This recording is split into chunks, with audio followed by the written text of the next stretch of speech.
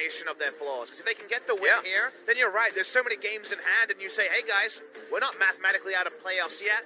It is, of course, very, very unlikely. They are many different reasons I think KT might be able to find advantages, especially given the configuration we see on the Rift. Yeah, and you saw there were a lot of stats that were relatively similar there, but this is the big reveal, ladies and gentlemen. It is going to be the immortal Score making his way back to the KT roster.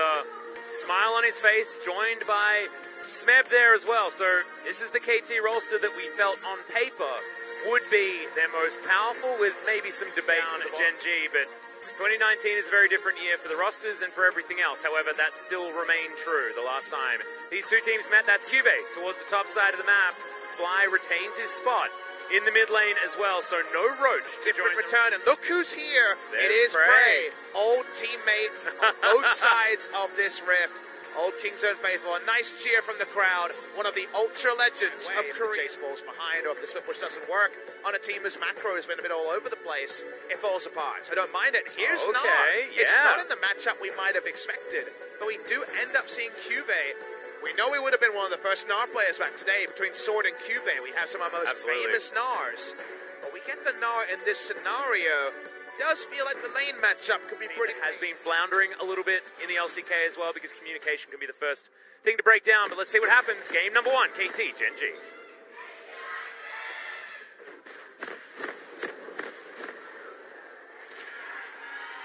I don't know who the winner is, because that is the part that is up there. Already mentioned. There's the flash. Oh, the Justice Punch was perfect in life.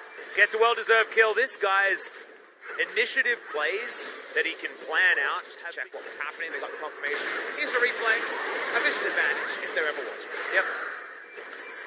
But it was very clean. 잡았다. 갔다. 뒤로만 지금 테리 있어. It seems like Scores are more interested in trying to find a kill somewhere. Spot lane. Yeah, Zenit in trouble. Peanut turns up at exactly the right time, and the Cataclysm seals his fate. That's what you do to a Callista. You explode her.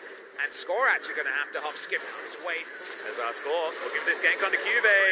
Not a lot of options. The flash knockup is going to be there every time, and Smeb picks up the kill. Really nicely done from KT, and they're going to be in there as Score. Does get himself over the wall. Smeb looking for the flank play as well, as the Dragon is extremely low. Peanut is able to get it, but there's the Emperor's Divide. That's a good taunt to come in on top of Zenit as he's trying to jump away. Double play, and then Zenit has to go into the stopwatch. Bottom lane is very dead. Hero's entrance comes down, but Score goes into his stopwatch, and now it's BDD Smeb Score against the world, and the world is going to win this time. It's Ruler, free hitting, explosive charge going to go off, and he's happy to rocket jump on top of the Jace. He was the one they decided to kill, and now Ruler is well and truly online. And Atlas we red side jungle, they have 2 turrets up there. Fly is an Orianna, wave clearing. Scores overextended. Yeah, ignore this one as Smeb's trying to get him in there, but he actually flashes over the acceleration gate. Score taking so much damage. He needs another one. The area isn't going to be enough. There's the flash. The last boulder comes in. And QV on his own skin smacks down the Rek'Sai. Just allow QV to... Yep. Even when Smeb gets there with the acceleration gate, look at that. Score actually flashes over it and doesn't get the extra movement speed that might have actually had a chance of helping him there.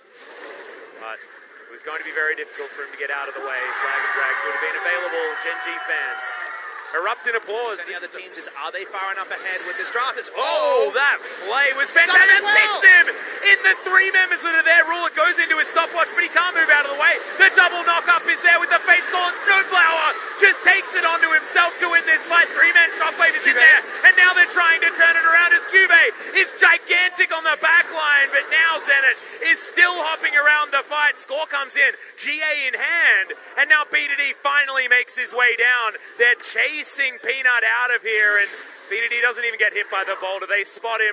They know how this one works. The knockup is on to Score, and now they've moved the wrong direction. Bit of yakety sax here, Papa Smithy, but they should be able to just take down the job. Exactly, just trying to waste time. It doesn't work as well when it's the smite, because it means your Baron contest is still going to be weak. Wasting time, wasting time. Orianna will be able to teleport in, but that's a long time for Peanut Snowflower. This is how you shut off anyone's analysis. Ruler walks up, the note button won, and then he threads it through again. That is straight up an Aussie rules goal right there, and the Fate's goal gets the triple knockup. The team fight was almost saved by the 3-man Shockwave to come in right here, but that was some of the best thresh play I have ever seen. In a 4v5, BDD's not even there. It's the only reason Gen.G aren't routed. BDD would have just killed them where they stood. Yeah. But the super play from Snowflower gets this moment where, remember, Peanut is still dead. Yep, 2 seconds before he's back up again. Teleport to come in from Fly to bring him into this fight. Actually, no, QV turns up that way. It's the hook. Gonna go wide this time, but that is just a zoning hook, guys. Snowflower still best. All 3 of the carries here for KT. It's a really nice hat. It's a pretty cool Bloodthirster. And Score, he's now in trouble. Tries to flash away. Does have a tunnel available as well as Ruler. He's going to turn up and just grab a free kill. Not sure what Score's plan was there. I believe he was on a ward and all. KT, not a lot of hard engage options. And Peanut, he says he's got heaps of them, and Snowflower's just put in the cage. Does land the hook, though, as Zenit is starting to hop around this fight, but does cleanse out, and okay, the Ren is actually getting some value. Oh, no, that's not what you want. It is a hula hoop to come out from Fly, but Snowflower's dead already, and it's 5 versus 4 in favor of Gen.G. We're just waiting Baron, depending on which side of the map you're on. Much easier to spot defensively for KT around the Elder, and Gen.G around the Baron, just because of map geography. Able to do that. Tremor Sense or just throwing down the flag if you're Peanut. Yep, also Prey Seeker pretty good if your Tremor Sense is not giving you anything. Feels like okay, super play. We're just going to jump in onto Zenit. He is bouncing away from this one, though, and does have the Guardian Angel. They're going to turn this one around immediately as Snowflower actually botches that a little bit. Unfortunate. Not going to stay there when he goes down on the Fate's Call. Gen.G, a lot of damage from Ruler here as there's the Shockwave. Gets the flash out of Snowflower, but that was only one target. And the support after he'd used most of his spells. But Ruler, look at how safely he can play up. His range is so huge at level 17. The one to watch here is BDD. They know Shockwave is down. They know Gnar doesn't want a group. Do you chance an all-in? That either wins you the game or loses you the game. Well, Cube's actually looking for a Gnar as well. I don't think he actually has any at all at this point. Life going to come on over. They knew that as the hook is going to land onto the Gargoyle, and he's just dead. Zenit explodes him. This is how much damage is in the game at this point in time. Score takes most of his health bar, though, from the Baron, and they do back away. But should they have? It's such a hard question right now. They back off Baron. You understand why, but we know Shockwave is down. There's no 40% CDR in this build from the Orianna. Will there be a better time to actually try to make it about a smite? Can you actually continue to play 3 lanes and close it out? Is an evolving question for KT. Watch the replay. Someone's got a face check. It wasn't going to be the Gnar. He only just is grouping. So they get the TP out. The TPs are disconnected, and they get the kill. Well, Buster Shot already on cooldown here from Ruler as well as we come out of that one. And most importantly, the flash was just picked up by Smab. That feels like KT's go button. They're looking for it. Thanks, observers, for confirming. Life is not in range yet, and Peanut almost dies. Oh my god, BDD just does so much damage right now. Throw bead is giving Ruler so much extra range as that's going to be the smite. The only one in the pit picks it up. Hero's entrance comes down. 3 GAs pop at exactly the same time, and now Life gets in. The Emperor's Divide is huge, but it only manages to pick up the job, and it's a double kill for Life, who finally lands an ult that you want, and Ruler gets it. There's a control ward that they prepared earlier. And Gen.G smashed the fight. They rout them in the 5v5 as we thought they would, Atlas. The way it starts was about as much of an advantage as KT was going to find. In the end, though, it becomes about the comms. Going to watch the replay to see how the flash was run. Holy crap, Ruler. Wow, what? Why? I don't know, maybe it was the 700 IQ that we witnessed from Tarzan before, you know, use an ability to bait out more, something like, I'm not entirely sure because they win the game. I don't know how that works. I don't know how you blow a flash trying to 1v1 a top laner as a Tristana, but this is what happens. See that 50 gold? That went over to Ruler.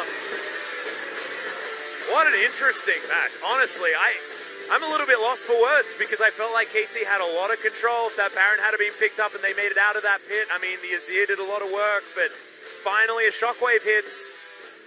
And Ruler then free hits on the back end. The team fights are beautiful from the composition that Gen.G put together.